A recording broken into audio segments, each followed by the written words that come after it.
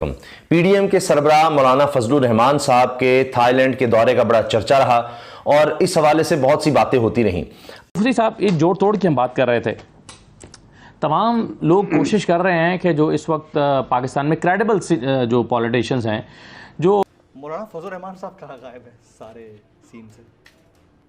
غائب نظر نہیں آئے مجھے۔ بسم اللہ الرحمن الرحیم۔ غائب کا لفظ تو ٹھیک نہیں ہے۔ اب ہوا یہ ہے کہ سلیم صافی صاحب جو سینئر صحافی ہیں اور عمران خان صاحب کے بارے میں، تحریک انصاف کے بارے میں بڑا سخت موقف رکھتے ہیں۔ وہ تحریک انصاف سے نکلے ہیں، ان کو ہم اپنے پاس اپنی سیاسی جماعت میں شامل کریں، ان کو انوائٹ کریں، دعوت دیں۔ مولانا فضل الرحمان اس جوڑ توڑ کے اہم موقع پر کہاں غائب ہیں؟ وہ نظر نہیں آ رہے۔ انہوں نے مولانا فضل الرحمان پر شدید تنقید کی ہے اور حرام کا لفظ بھی بولا ہے۔ یہ کافی زیادہ میں سمجھتا ہوں کہ سخت الفاظ استعمال کی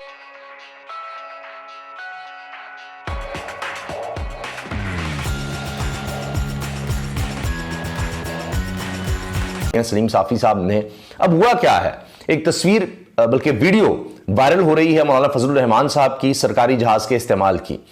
اب اس کا یعنی ٹائم کیا ہے، یہ تھائی لینڈ کے دورے کے حوالے سے ہے کیا ہے، اس کے اوپر نہیں بات کی سلیم صافی صاحب نے، کیونکہ وہ سینئر پختونخوا کا ڈی فیکٹو حکمران ہونے کے ناطے موجودہ سیٹ اپ میں مولانا فضل الرحمان کی اہمیت اپنی جگہ مسلمہ ہے، لیکن حکومتی عہدیدار تو کیا، وہ ممبر پارلیمنٹ بھی نہیں۔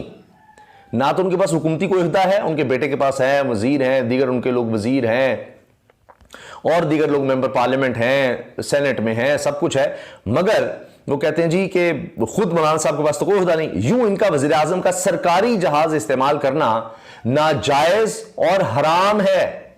اب یہ دیکھیے مذہبی الفاظ کا استعمال مولانا صاحب کے لیے خود سلیم صافی کر رہے ہیں کہ جی ان کا وزیر اعظم کا سرکاری جہاز استعمال کرنا ناجائز اور حرام ہے۔ اب اس کے نیچے دونوں طرح کے کمنٹس ہیں۔ زیادہ تر لوگ کہہ رہے ہیں جی سلیم صافی صاحب پر بھی تنقید کرتے کہتے ہیں جی آپ نے بڑی زبردست بات کر دی ہے، آپ کیسے یہ بات کر سکتے ہیں، آپ تو بڑے قریب ہیں اور یہ سب کچھ۔ کچھ لوگ کہہ رہے ہیں کہ جی حرام کا فیصلہ مولانا صاحب کریں گے، آپ کون ہوتے ہیں؟ مولانا صاحب کے ہاتھ میں ہے، ظاہر ہے کہ وہ مذہبی رہنما مانے جاتے ہیں، تو اب وہ ان کے فالوورز کہہ رہے ہیں کہ جی یہ مولانا صاحب فیصلہ کریں گے حلال اور حرام کا، آپ کون ہوتے ہیں اس طرح حرام قرار دینے والی اس چیز کو؟ تو بڑا سخت اس پر مولانا صاحب کے سپورٹرز کا رد عمل ہے۔ جو مولانا صاحب کے مخالفین ہیں وہ اپریشیٹ کر رہے ہیں، کچھ کہہ رہے ہیں جی آپ تو سلیم صافی صاحب کمال کر دیا، آپ تو ہمیشہ عمران خان پر تنقید کرتے تھے، یہ کیا ہو گیا؟ اب اگر سپورٹرز کی مولانا صاحب کی بات کریں تو ایک ویڈیو بڑی وائرل ہو رہی ہے مولانا فضل الرحمان صاحب کے ایک سپورٹر کی، جو کیا کہتا ہے، ان کا ووٹر ہے اور وہ سوشل میڈیا پہ ایک سمجھیے ان کا انٹرویو سا ہے کہ جی وہ کہتا ہے جی مانتا ہوں کہ تھائی لینڈ میں بہت فحاشی ہے اور یعنی کہ اڈے ہیں، دوشیزائیں ہیں، لیکن میرے قائد حضرت مولانا دامت برکاتہم عالیہ کی سوچ اچھی ہے۔ میرا قائد شرعی لباس کے اندر نورانی چہرے کے ساتھ جب اترے گا تو وہ کہہ رہے ہیں کہ وہاں پر لوگ جو ہیں وہ اسلام سے متاثر ہو جائیں گے۔ اور پھر یہ بات بھی جواب دیتے ہیں کہ جی مریم صاحبہ کے ساتھ وہ جب آتے ہیں کہ جی وہ کسی خاتون کے ساتھ آتے ہیں، وہ کہتے ہیں وہ باپ بیٹی کے رشتے کے تحت ہے، آپ کو نظر آتا ہے۔ تو ظاہر ہے جو لوگ اپنے لیڈر سے اس طرح والہانہ ایک عقیدت، ایک احترام رکھتے ہیں، وہ تو پھر اس کو ڈیفینڈ کریں گے۔ اب حال ہی میں نے اس کا ذکر بھی کیا تھا، مولانا صاحب جو ہیں وہ تھائی لینڈ گئے تو ان کے ترجمان تو یہ کہتے ہیں کہ جی وہ تھوڑا سا ریلیکس ہونے گئے ہیں، یہاں سیاست میں اتنے عرصے سے وہ تھے، بڑا یعنی اس وقت گہما گہمی ہے سیاست کی، جوڑ توڑ چل رہا ہے، تو تھوڑا ریلیکس ہونے تھائی لینڈ گئے ہیں۔ اب تھائی لینڈ ہی کیوں گئے ہیں، کسی اور جگہ بھی جا سکتے تھے، سوال تو یہ پیدا ہوتا ہے۔ لیکن یہ بات آ رہی ہے کہ مولانا فضل الرحمان صاحب کچھ ناراض ہیں۔ اچھا نواز شریف صاحب بھی ناراض ہیں، یہ بھی میں پہلے آپ نے اس کی بنیاد کو دیکھنا ہے نا، بہت سارے لوگوں کی توقعات جڑی ہوئی تھی عمران خان سے، اور وہ عمران خان کو اس صورتحال کا نجات دہندہ سمجھتے تھے، بہت زیادہ محبت بھی کرتے تھے۔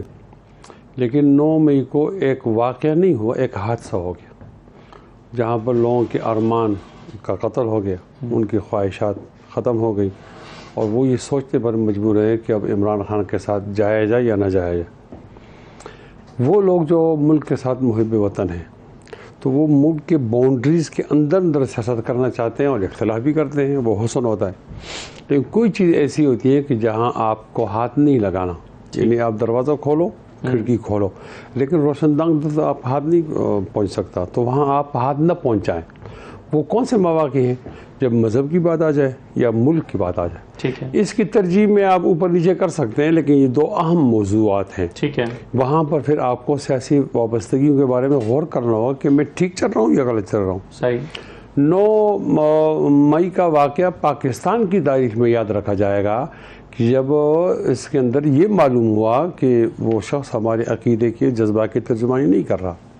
بس تمام واقعات میں ایک ہی بات کو بہت زیادہ محسوس کرتا ہوں، مجھے یہ ضرورت نہیں کہ آپ اس سے اتفاق کریں، یعنی آپ نے وہ ہاؤس جلایا، یہ ہاؤس جلا، یہ بھی غلط ہے، لیکن ایک بہت زیادہ غلط ہے، وہ یہ ہے کہ آپ نے اپنے شہداء کی وہ جو یادگار ہے اس کی توہین کی۔ صحیح، تو یہ ایک نظریے کی توہین ہو۔ کیا نظریہ ہے کہ جن لوگوں کی مگر وجہ وہ سے جن لوگوں نے معافی مانگ لی اور اسے اعلان لا تعلقی کر دیا، تو وہ لوگ تو کسی نہ کسی سیاسی جماعت میں جائیں گے نا، نہیں آپ کے لیے وہ قابل قبول نہیں ہے۔ ذرا صبر، آپ کو تھوڑا سا پس منظر کو جانا ہوگا۔ یہ ایک نظریہ ہے کہ جو لوگ جن کی وجہ سے ہم سو رہے ہیں اور جن وجہ سے ہماری حفاظت ہو رہی ہے ملک کی، وہ ہمارے لیے بہت اہمیت کا حال ہے۔ دیکھیں، آپ اپنے رشتہ دار تبدیل کر سکتے ہیں، آپ پڑوسی نہیں بدل سکتے۔ پڑوسی ہمارا ہے، وہ ہمارا دشمن بھی ہے، وہ ہم سے کئی گنا بڑا بھی ہے، تو اب کی معمولی سی غلطی ہماری سالمیت کے لیے بہت بڑا نقصان ہو جائے گا۔